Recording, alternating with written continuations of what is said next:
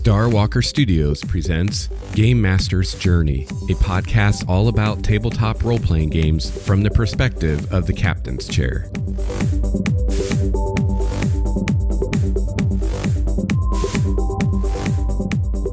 Ben Yendall joins me on the show today to discuss the Star Wars RPG system by Fantasy Flight Games. So join me on the journey. Together, we can become game masters truly worthy of the title.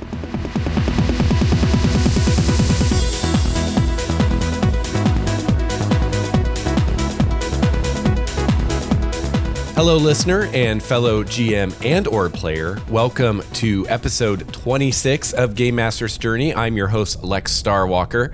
Before I get into it today, I want to give a huge shout out and thank you to Derek Pounds for becoming our new patron of the show over on Patreon. So if you enjoy the podcast and you'd like to help support the show and support Starwalker Studios, you can head on over to patreon.com/GameMastersJourney and become a patron of the show. So thank you very much, Derek. I really appreciate it. I've got a great show for you today. As I said at the top, Ben Yendall is joining us. He is one of the hosts of the Tales from the Hydian Way podcast, and he is coming on to talk about Star Wars with me, specifically the Star Wars role-playing games from Fantasy Flight Games. So those are Edge of the Empire, Age of Rebellion, and The Imminent Force and Destiny. So I've got a lot of great content for you in this interview. It's going to be a two-parter again, so we will be wrapping up the interview next week in episode 27. So without further ado, here's Ben.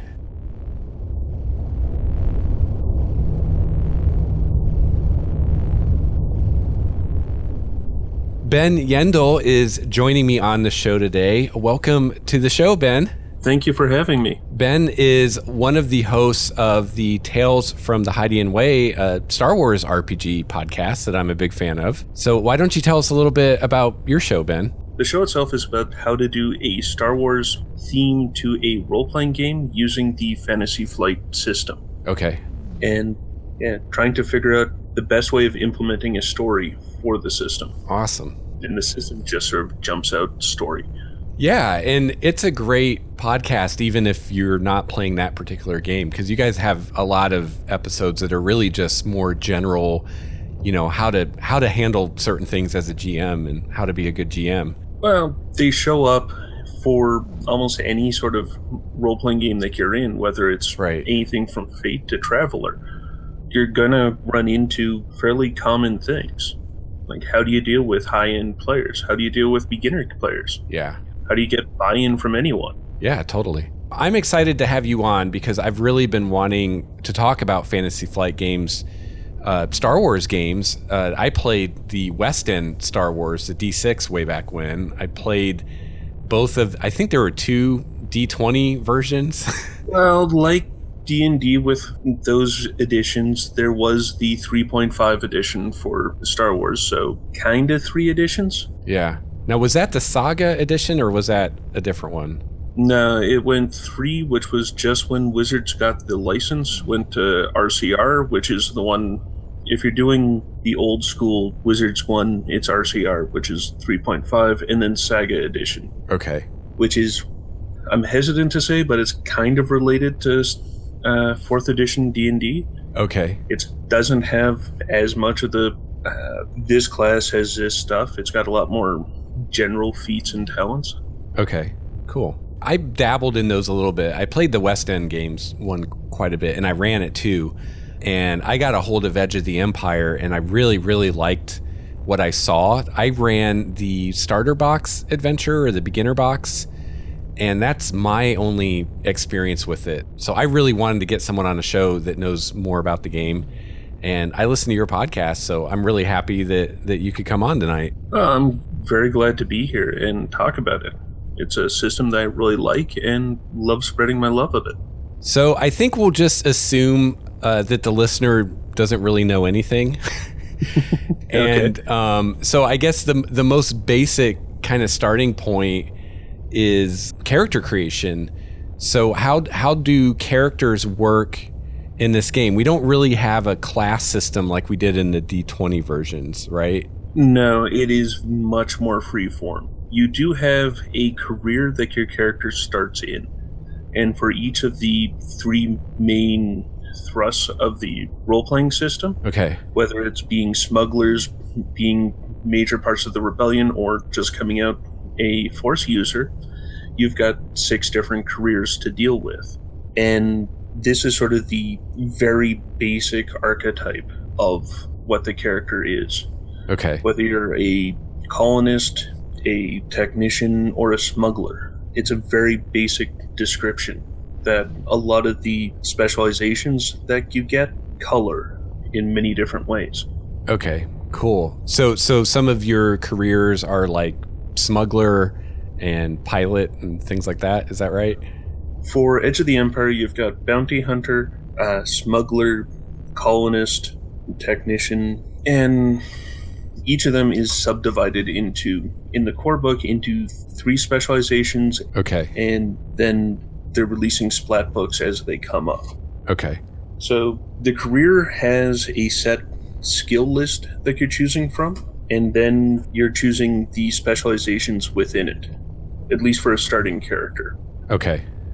And then there are also, it's been a while since I played, but I don't know if these are the specializations, but I think it's the specializations where there are some, like the one where you can use the Force in Edge of the Empire that isn't tied to a particular class or a particular career, and anybody can take those, right? Yeah, they've got universal specializations.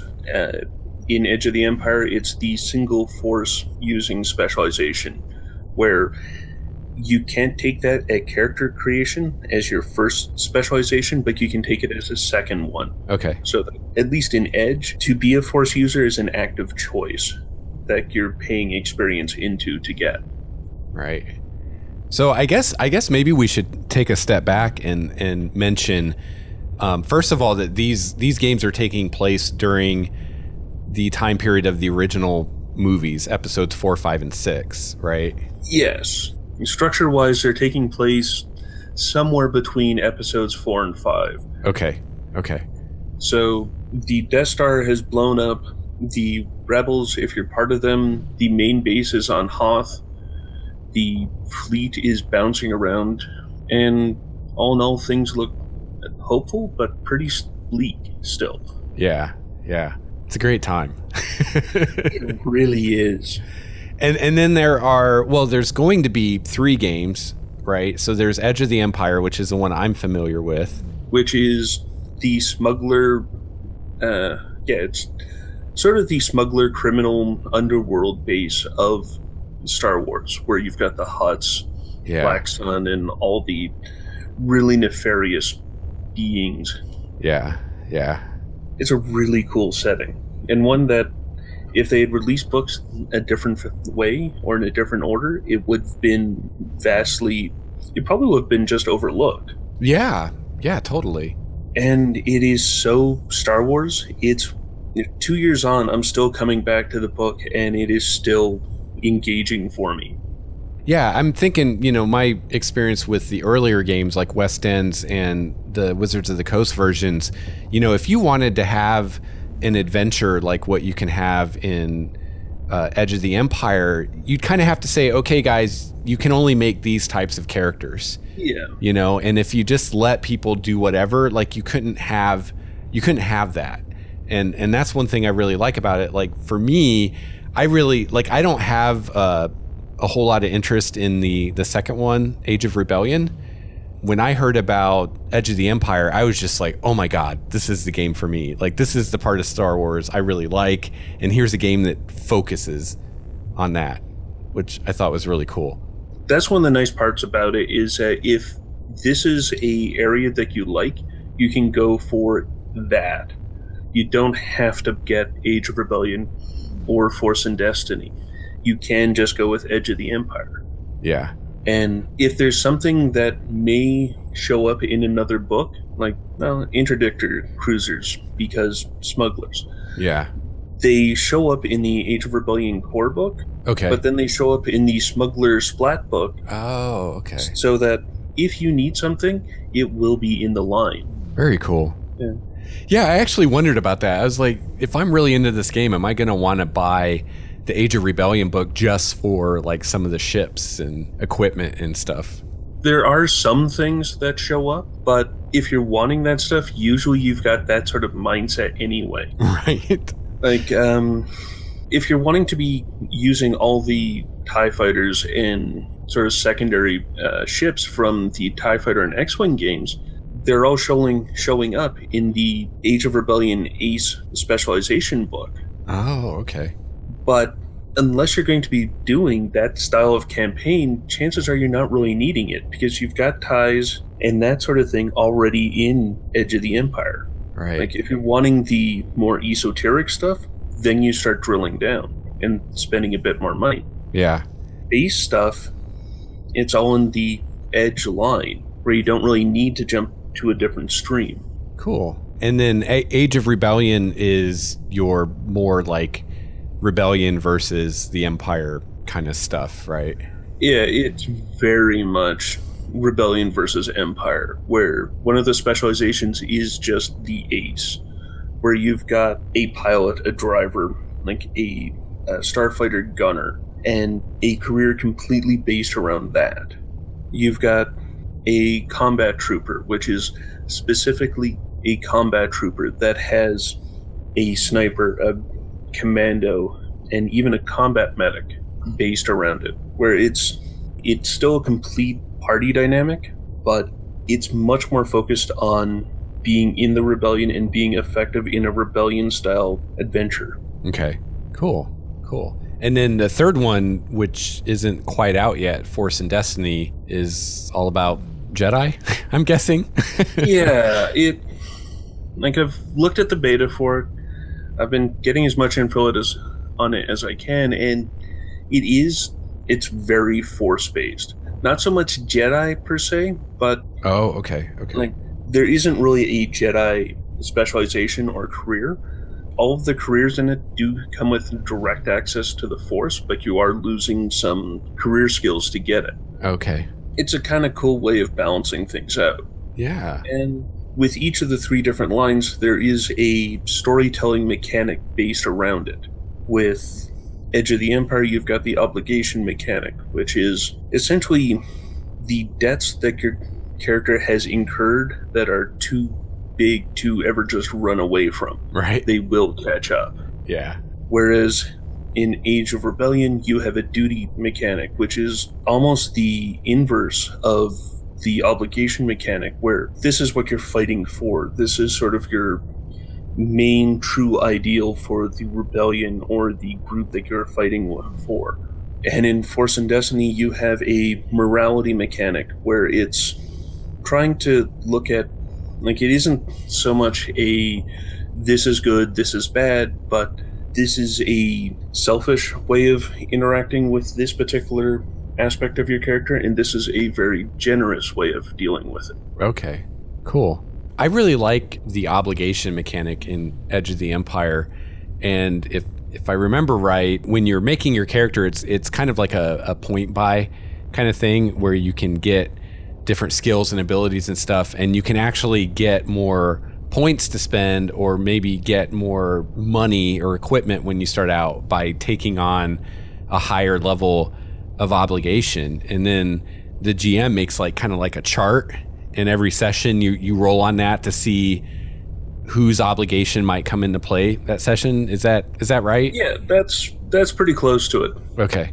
The obligation it's essentially part of your character's background, especially your starting obligation. And it gets worked in as this is sort of the big reason for what's changed to propel you into the party. Like whether you're in debt to a hut or on the run from these bounty hunters. And if you're rolling on this table and your number comes up at the start of the session, well, during the session, something from that is going to be showing up, whether it's a small side encounter for a bounty hunter showing up trying to collect on you, or just having a hut's representative show up asking for their money or asking for assurances that you're going to get it.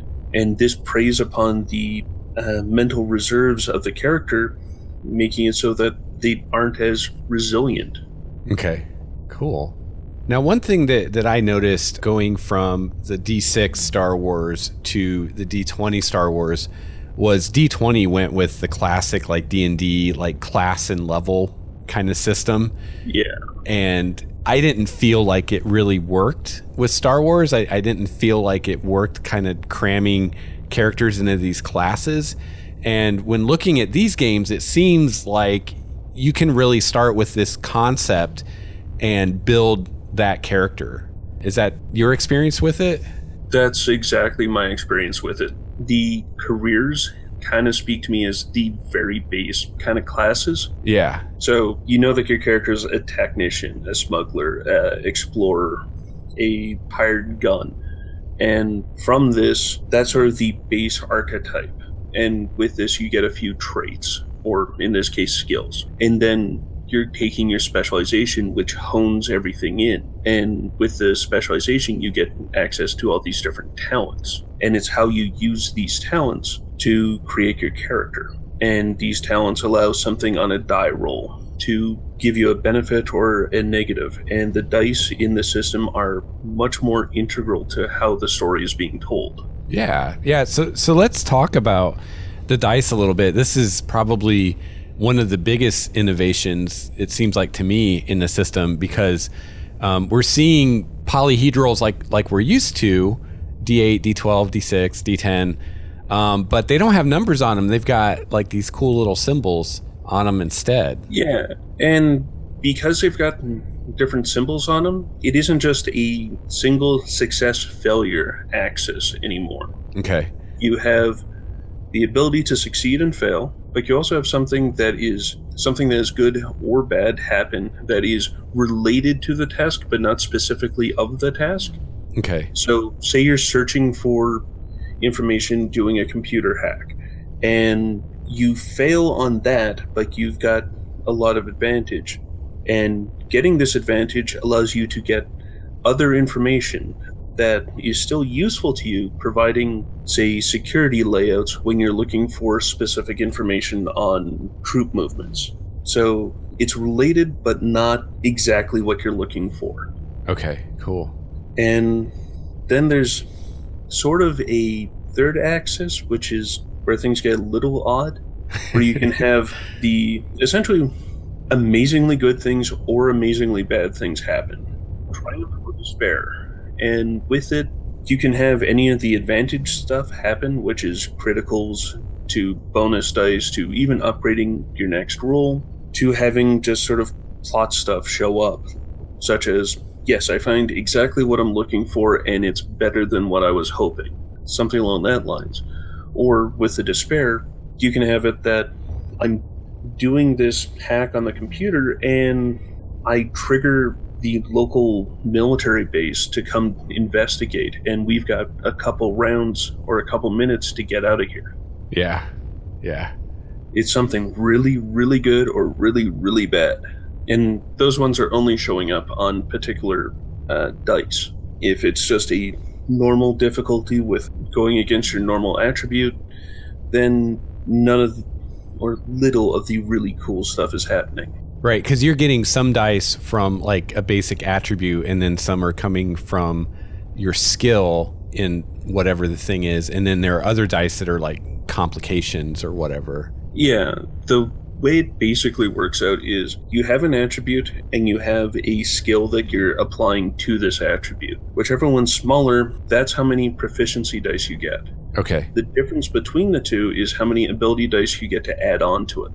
So say you've got a ability of 4 and a skill of 2. Okay. You get 2 proficiency dice and 2 ability dice. But the fun part to it, or at least fun for me, is say you've got an ability of 2 and a skill of 4. You still get the same roll. So you can be really trained but just kind of inept at it, and you can be as good as someone who's really good at it but barely trained. Yeah. And one of the nuances to the system that I think is really cool is you can even go a little deeper when you're interpreting that role, and you can say, well, I got successes from my skill dice, but I got a complication from my attribute dice, and so this is how I'm going to interpret what happens, because, well, my skill got me through it, but yet I'm not very good at this particular attribute, so that kind of held me back a little bit and caused like something not great to happen, even though I succeeded. That's a really fun part to it, is because with all of these dice, you've got a good idea of where all these dice are coming from, even from the difficulty end of it. You've got just straight difficulty, which is the same kind of dice as your ability. Right. And any of the things that are, like, say this is a nemesis that is a huge adversary, and it's upgrading 2 of the dice that are going against you. Now, it's almost like you're rolling skill against skill, but it's the player rolling. Right, right. And from that, you can tell, well, this big bad's skill is the part that has confounded me, whereas the lighting flickering on and off is a part that caused me to actually fail the roll. Yeah, that's really cool. And that's something, I guess, to point out, too, is that your instead of rolling against a number, your difficulty is a number of dice that you're rolling that are kind of canceling out the successes that you get. Exactly. You've got, on the positive side, you have successes, advantage, and triumphs. Okay. And on the bad side, you have failures, threat, and despair. And failures cancel successes, and threat cancels advantage. And triumph and despair just show up. So you can have a triumphant despair. Nice. And both of them showing up off of the same roll. So you can successfully do something really awesome, and then accidentally blow that thing up. Just getting exactly what you need from it, but you can never do something else to it after. So this brings me to a question that I've really been wanting to ask someone that has some more experience with the game, because like I said, I just ran the starter adventure. We played it like 2 sessions. So I don't really feel like I ever really got proficient with it. But one thing, and all my players had never played the game before, so we were all totally new. And one thing that I noticed when we were playing is someone would roll and we'd all kind of look at these dice and then figure out what they meant. And it seemed a little slow, but I imagine that, like, once you have a table full of people that know the system and, you know, you're really proficient, that it gets faster. It does. It gets a lot faster. Okay, cool. There are tables that you can look to for reference to get base ideas of where to go for mechanical end of things. Okay. To advantage can mean getting a boost die on someone's next roll, or a setback to an enemy. Right, something right. like that. And within a couple sessions, you sort of internalize that. The fun part to it is then describing why. Right. Shooting at this guy, and essentially from this scrying pool that I've just rolled, what comes out of it? Okay, I hit, and I'm now taking a setback die because I've got a huge amount of threat.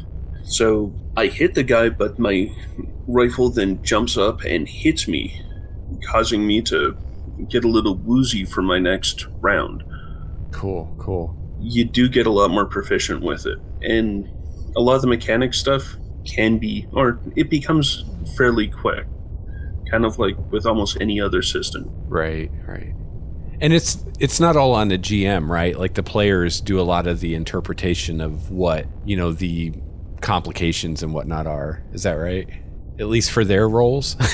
If you're wanting to go completely adversarial, you can have anything that benefits the players is decided by the players, and anything that benefits the GM is decided by the GM. Oh, okay. If you want to do that completely adversarial, you can. Okay. What's more fun is every group that I've run so far has someone in the at the table who is also coming up with, well, I've done this, and this would be something cool that is bad that would happen to me. And sort of come up with an entire scene that is a result of this role. Yeah. Yeah, the GM sort of leads into the storytelling, but after a little bit, the players pick it up and start running with it in a way that I don't think I've seen with almost any other system. Awesome. Yeah, and that's one thing that I noticed when I was running it, is it seemed like I was doing the majority of the, oh, well, this is what this means. And I think that's why it felt a little slow and even hard as a GM, because I'm like, oh man, I got to figure all this out. But, you know, I could see, I was like, well, once we got to the point where the players are comfortable with this, like I could see them start to take some of that load on themselves and start suggesting like what could happen. And I could see that being a lot of fun. Yeah. The easiest thing that I've had is like success failure. That axis is so easy to figure out that it's like rolling a d20. You have succeeded or you have failed. Done. It's okay. You've got 3 advantage. What are you wanting to do with this? Right. And it gets the players starting to think about it. Or I'll do a roll as a GM and I've got 4 threat. Okay, how are you as a player group wanting to spend this 4 threat that you can use? And all of a sudden something bad's happening to a GM character that we get to decide. And the first time that happens, it almost blows a couple people's minds. Yeah. And when that happens a few times, it really starts to bring people together. And especially if they can start doing those little almost vignettes of, especially in melee combat, where, okay, I have hit and I'm knocking this guy down, but I'm doing so in such a way that he goes skittering across the floor into these boxes.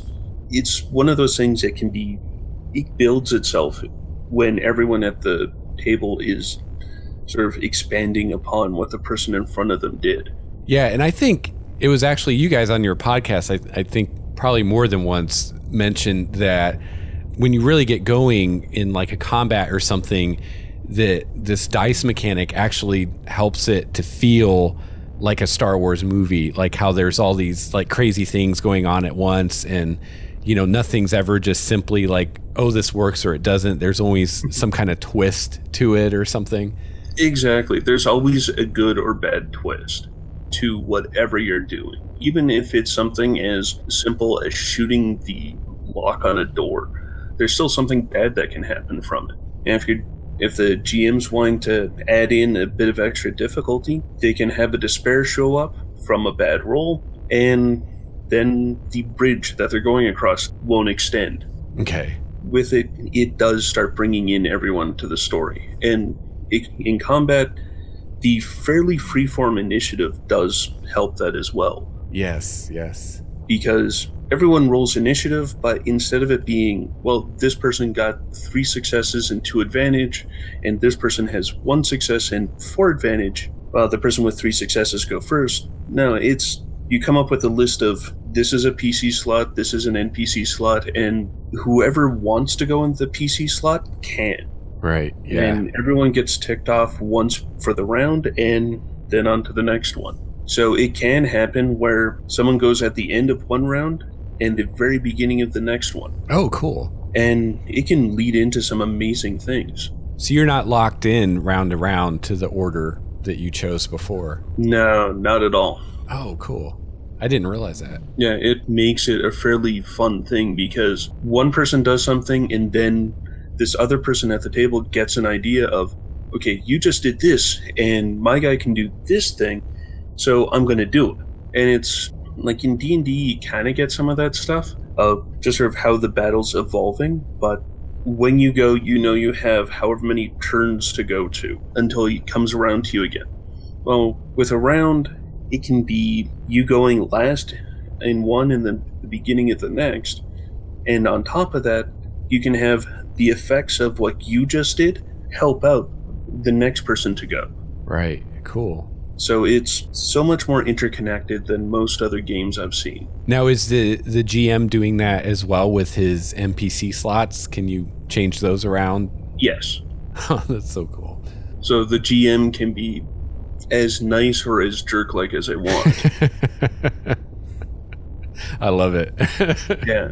So if you've got a heavy hitter as a GM, you can have them go last in one session or in one round if they survive, and then go first in the next one and do, say, covering fire on the entire group, just severely hurting their major effective. Awesome. In some cases, even dropping them. It has a way of really evolving with how things go. Yeah. And that's one of the fun things. Also, combat is so brutal in the system. Is it? You run into a squad of stormtroopers and it's lasting 3 rounds. One of the 2 sides is down. Like, player groups, especially like beginner player groups, if they run into a squad or 2 of stormtroopers, well, 1 squad's okay. 2 squad, they've got a very serious chance of falling over from it. Wow. It's a pretty brutal system. So they're much more effective than in the movies. Yeah, one could say that. But don't forget, they are also supposed to be the Empire's elite troops. Right, so yeah. They're not supposed to be that horrible. Yeah, that was just the 70s. And rebels. Yeah. One thing I just want to point out to people that aren't familiar with the system, I mean, in other games I played, like, you have failure and success, you can have critical failure or critical success, you can have degrees of failure, but with this you can have something where you succeed but you have like a negative consequence with that, or vice versa. And not just that, you can have, like, in a game in a session I was running a couple weeks ago, I had someone with 1 success and I think it was something in the realm of 7 threat. So they succeeded at what they were doing, but the amount of bad things that were happening because of it were astronomical. It was amazing. That's awesome. And thankfully I had a good group that was willing to chime in with things. That wasn't just, oh, I'm going to keep quiet so that Ben doesn't get any ideas on it. Because, yeah, you start becoming, with the group, you start becoming interested in what the story's going to bring. So the players start looking to, well, how can I get an advantage out of this bad thing that's happened? Or how can I change the landscape of things by having a bad thing happen to me? Not quite in, say, a fate thing where you're getting a fate point out of it, but it's just sort of changing the narrative that you're going through. Okay. Like, it's one of the few systems I've found where the narrative survives getting into combat. Oh, nice. Yeah.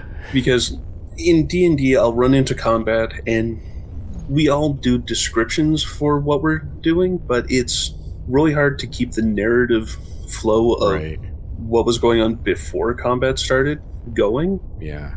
And with this dice mechanic, it's very... there isn't a delineation between this is combat, this is not combat. Because there's several things where you can have someone trying to drain strain just by essentially yelling at people in combat and have stormtroopers drop from that. It's one of those really fun things where you essentially have this character who's yelling out insults at the stormtroopers, and because the way the mechanics work out, they're taking strain, which then causes them to start essentially quaking in their boots. Awesome. So you can actually do psychological warfare. Yeah. Which I'm a big fan of. Yeah, no, it's one of those things where the possibilities to it are really, really huge. You do have, as players, you have 2 health pools. You've got a physical health pool and essentially a mental health pool. Okay. You've got wounds and strain. And wounds, if you take a blaster shot, you're having to deal with wounds. If you're taking some of these psychological ends, it's applied to strain. Okay. And how well things are going and how badly things are going, that can gain or inflict strain. That's one of the uses you can use for threat and advantage. And because of this, like having a bunch of threat show up, it can be really bad because it can sap strain from you. Okay. And if either one of those pools fall to 0, your character either falls over or becomes enfeebled in some other way, where they're out of the fight and just sort of zoned out. Yeah, and I remember the game has a pretty cool, like, critical and lasting injury system too. And if you were just seeing the beginner game, that one's fun and cool, but in the full system, it has you rolling D100s, and for every critical you take after the first one, it's adding 10 to the roll. Oh, wow. And you've got things on there where you're essentially blasting off an arm. Like, nice. There are some amazing things that can happen from it. And that's how your character can ultimately die, right? Is on the critical chart. Yeah, that is one of the very few ways that the characters can die. Because according to the rules, you keep tracking wounds up to your hit points below 0. Okay. But after that, yeah, you're already a bloody pulp on the ground anyway. Who's really going to notice otherwise? And then it becomes a discussion with the GM of, okay, I'm wanting this character to come back. How do we make this happen? Unless you have a critical roll of 150 or better, that's the only time when your character out and out dies. Okay. And considering you're rolling D100, you got to be pretty hurting to begin with. Right. That's like 5 of those plus 10s. Yeah. To even have a chance of getting that roll. Yeah, and that's... You've either been doing a lot of combats without doing any sort of healing, or you've just taken a lot of hits, and you're riddled with blaster holes. So, any which way you're going out, it's going to be pretty epic. Awesome. Yeah.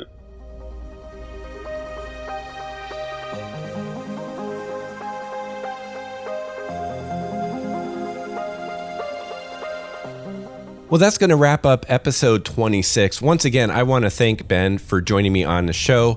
I had a really great time talking with him. And again, we will have the second part of the interview next week on episode 27. If you would like to check out his podcast, Tales from the Hiding Way, you can find it at madadventurers.com. You can also find it on iTunes. And you can follow Ben on Twitter at Deuterium Ice, and you can follow the Hiding Way podcast on Twitter at the Hiding Way. And I will have all this in the show notes. If you can't remember, you can head to starwalkerstudios.com and check out the show notes for episode 26 and find all this information. If you'd like to reach me, you can email me at gamemastersjourney@gmail.com. You can find me on Google+, just search for Lex Starwalker, and you can follow me on Twitter at Lex Starwalker. Once again, please visit the show notes at starwalkerstudios.com, where you can find all of Ben's information and links to his podcast and links to his podcast on iTunes. You can find a link to our Google Plus community. Really hope you'll join us there. You can also find a link to Game Master's Journey on iTunes, and I hope you will follow that link and leave a review for the show. I'd really appreciate it. And speaking of which, I want to send a big shout out and thank you to Vampire 3 for your 5-star review on iTunes. Thank you very much. And once again, I want to thank Derek Pounds for becoming a patron of the show. And you can become a patron at patreon.com/GameMastersJourney. And finally, another great way that you can support the show, and this is especially great if you don't have any petty cash to spend, is go check out Audible books. You can get a free 30-day trial courtesy of Game Master's Journey. Just follow the link in the show notes or head to audibletrial.com/GameMaster. And I recommended to you last week the book The Eye of the World by Robert Jordan, and you can check that book out, or pretty much any book you can think of, at least fiction books. I have yet to look for a book on Audible and have them not have it. So Audible's really great, and you can try it for free and support the show. I really appreciate it. So until next week, I hope that you enjoy some role-playing goodness and either play or run the game of your choice. Until then, game on. This has been a Starwalker Studios production, your source for quality gaming and hobby podcasts. This episode's music provided by Cloudwalker, Renfield, Transboy, and Ish. Please see the show notes for more details at starwalkerstudios.com/GameMastersJourney.